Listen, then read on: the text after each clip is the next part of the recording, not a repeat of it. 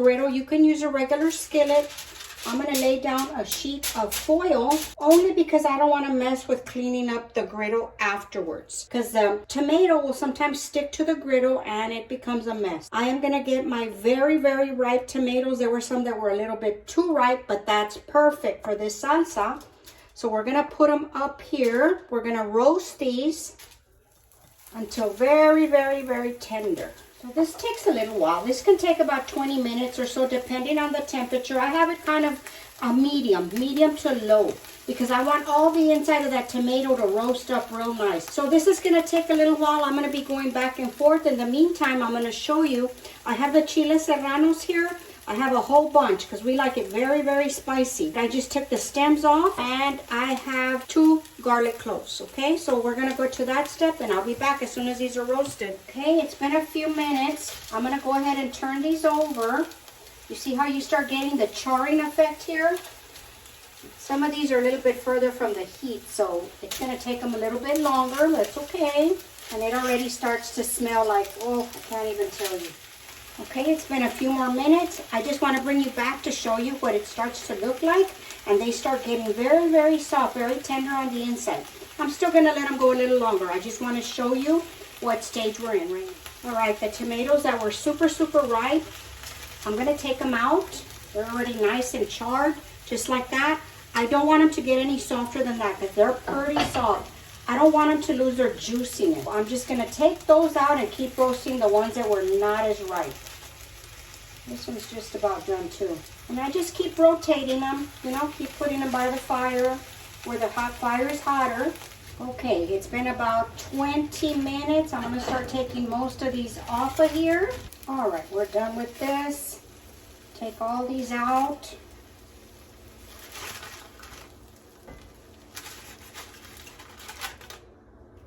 Okay, I'm going to take this piece of foil out and put a clean one so you can see what's going on with the chili peppers. I'm going to turn this down just a little bit, and I'm going to start putting the chiles up here. It was a red one, so I just left it in there. It's probably pretty hot. And I'm going to throw in the 2 garlic cloves. I left the skin on. Okay, we're just going to wait for this.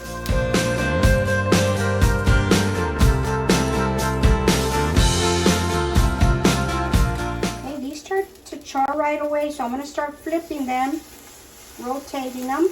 We're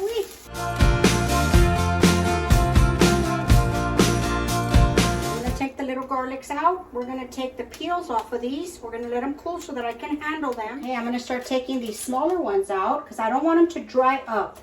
That's one thing I don't want. So that's why I'm taking you in stages so that you can see how far I go with charring the serrano peppers. And if you wanted to use jalapeno peppers, you could, whatever peppers you like. Sometimes I mix the two. It just depends what mood I'm in. Sometimes I even throw some habanero peppers in here. And that's when you want it really, really spicy. Okay, this guy's coming out. I'm leaving the larger ones in here. All right, we're going to take all these out. I'm going to shut off the heat. I don't like to take them any further than this. And there we have our dancing chile. Everybody has seen that, I believe. I don't want them to go any further than this because they will dry up inside and they don't have any flavor to them. And we do not want to take away from this salsa. So I'm going to start taking these out of here. All right, we're back at the counter. I have my blender here. Now if you wanted to do this in the molcajete, you can absolutely do it. I am making too much of this, so that's why I'm just going to put it into the blender. It might fit, it might not, I'm not sure. Put your heavy stuff on top.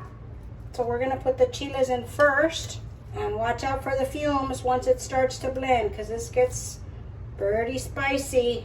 Okay, now I'm going to take my garlic and I'm going to peel the skin off. Just like that. And I'm going to keep putting in my tomatoes. They should fit.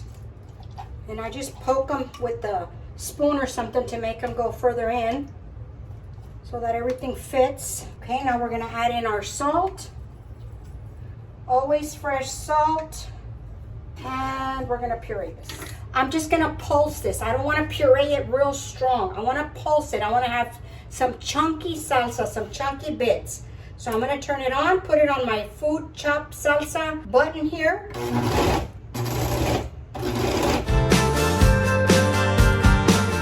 Okay, I stopped it. As it started to blend, I'm gonna go ahead and add the rest of the tomatoes in here because now we have room. And I throw the juice that came out of the tomatoes as well. Alrighty, here we go again.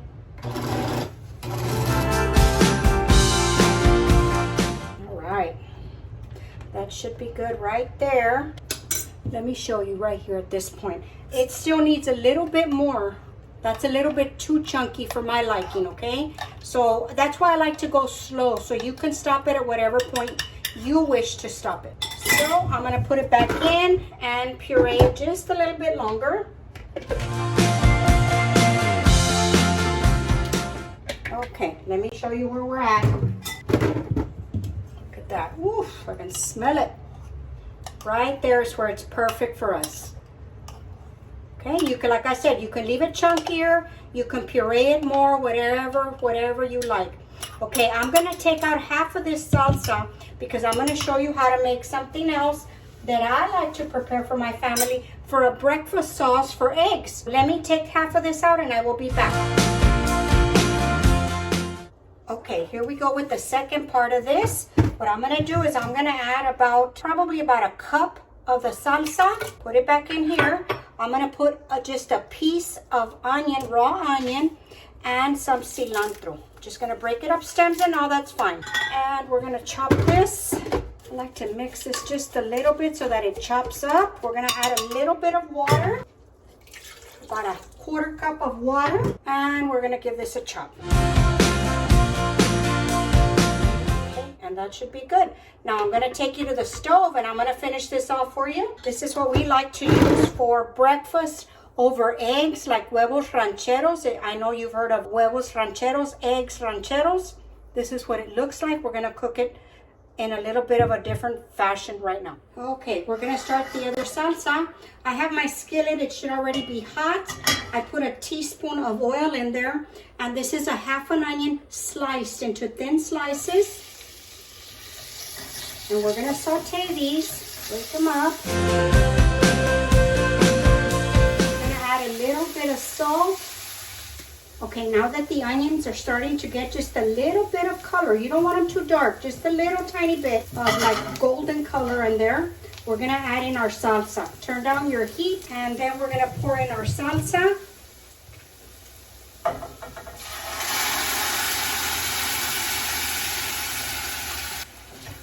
Stir it around. We might have to add a little bit more water, but I'm going to wait to see how this incorporates. And the salsa already has salt, so you don't want to overdo it on the salt. We're going to bring this up to a simmer.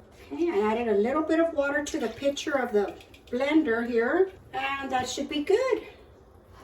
I'm going to let this come to a simmer, and you're ready for the eggs. Oof, this is going to be delicious. Okay, here we go. This is already simmering nicely.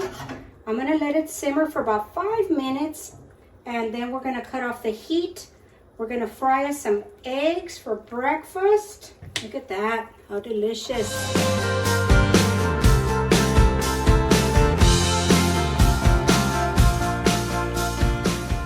Okay, and here I go. Here are the eggs. I busted a yolk, but that's okay. Life happens. Now I just take my salsita, give it a good little mix, and over the eggs we go.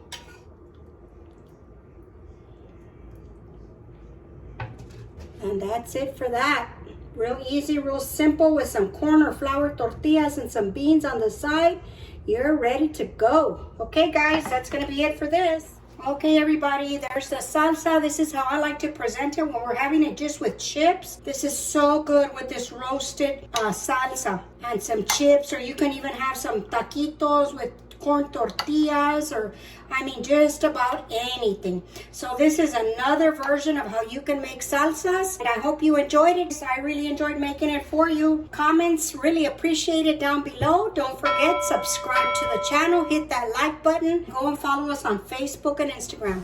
Alrighty, I will talk to y'all later. Bye.